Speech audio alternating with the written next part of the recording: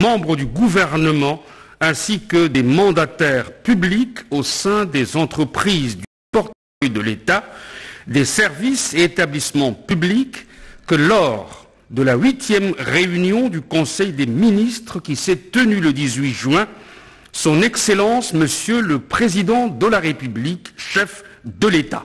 a, sur fond des conclusions de l'Inspection générale des finances, IGF,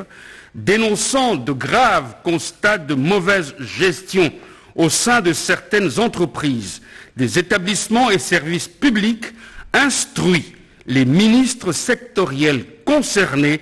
à prendre des mesures conservatoires nécessaires en vue de mettre hors d'état de nuire les auteurs de cette mauvaise gouvernance. Dans le souci d'éviter tout malentendu à l'exécution de cette instruction hiérarchique lors de la prise des mesures conservatoires précitées et de parer à tout dérapage attentatoire aux acquis de l'état de droit, sur instruction de la haute hiérarchie, le cabinet du président de la République tient à préciser que l'édiction des dites mesures se fera suivant un cadre opérationnel qui sera défini par le cabinet de son Excellence, Monsieur le Président de la République, en concertation avec le cabinet de son Excellence, Monsieur le Premier ministre, dans l'observance des dispositions légales et réglementaires en vigueur, en l'espèce la loi numéro 08010 du 7 juillet 2008, fixant les règles relatives à l'organisation et à la gestion du portefeuille de l'État,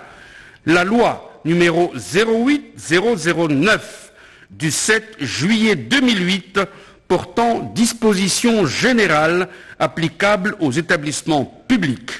le décret numéro 13055 du 13 décembre 2013 portant statut des mandataires publics dans les entreprises du portefeuille de l'État et le décret numéro 13056 du 13 décembre 2013 portant statut des mandataires publics dans les établissements publics selon le cas. Tout ce qui précède relève de la volonté du chef de l'État d'assurer une meilleure coordination de la mise en œuvre de cette instruction et de préserver la continuité des services publics, d'une part,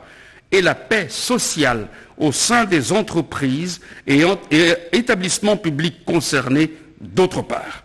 Les ministres sectoriels concernés par ces mesures conservatoires seront incessamment tenus informés de ce cadre opérationnel pour exécution.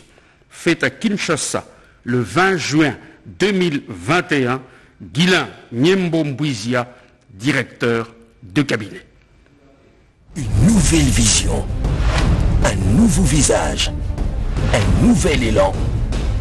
La RTNC organise un concours de création de